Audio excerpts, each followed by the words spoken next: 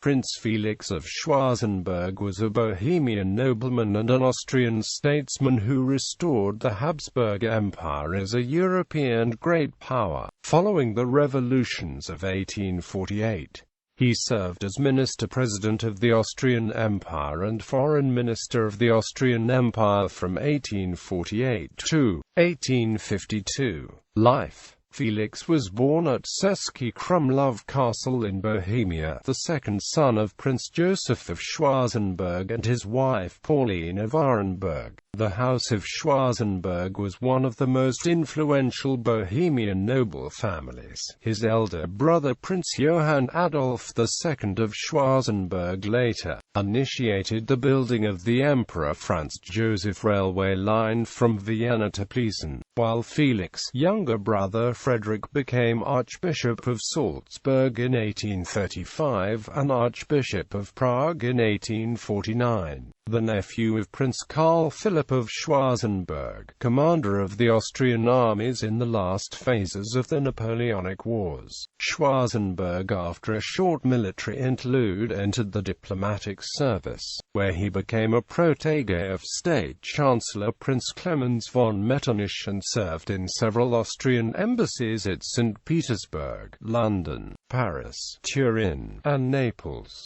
During his time as a London attaché in 1828, he had an affair with Jane Digby, whom he deserted after causing her then-husband, Edward Law, 1st Earl of Ellenborough, to divorce her, and making her pregnant. This episode led to the nickname of Prince of Cadland being applied to him in London. Upon the outbreak of the 1848 revolutions, he rushed to the Austrian kingdom of Lombardy, Venetia, to join Field Marshal Joseph Radetzky, defeating the Italian rebel forces of King Charles Albert of Sardinia in Milan. For his role as a close advisor to Radetzky, as well as his status as brother-in-law to Marshal Prince Alfred of Windisch-Gratz, who had suppressed the Czechwitzen riot in Prague and the Vienna uprising in October. Schwarzenberg was appointed Austrian Minister-President the 6th within a year and Foreign Minister on the 21st of November 1848.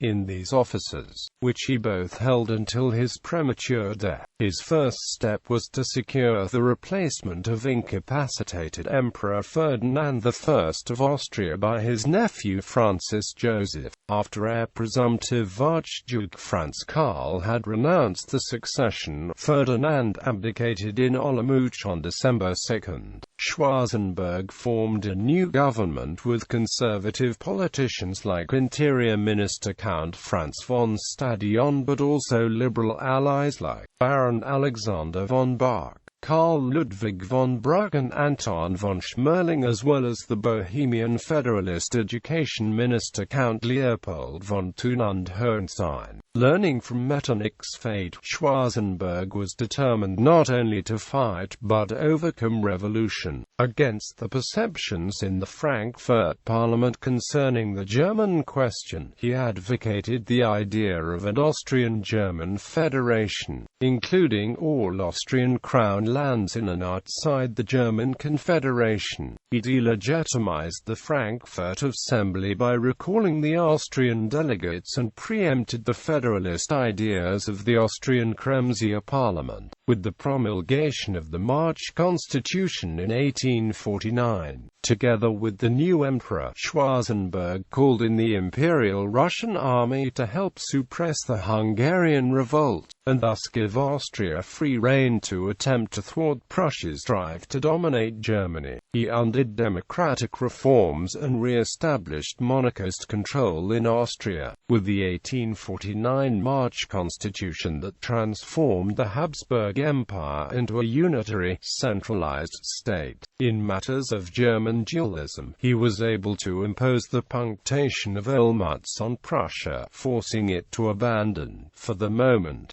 its plan of unifying Germany under its own auspices, and to acquiesce in the reformation of the old German Confederation. At the same time, his government initiated substantial administrative, juridical, and educational reforms. Schwarzenberg died in office at Vienna, suffering a stroke in the early evening of 5 April 1852. Legacy. Schwarzenberg was widely respected in Europe as an able statesman, although not much trusted, even by his emperor. His own statement following the Russian intervention in Hungary that Austria would shock the world by the depth of its ingratitude, later realized in the Crimean War, which may have played a part in this.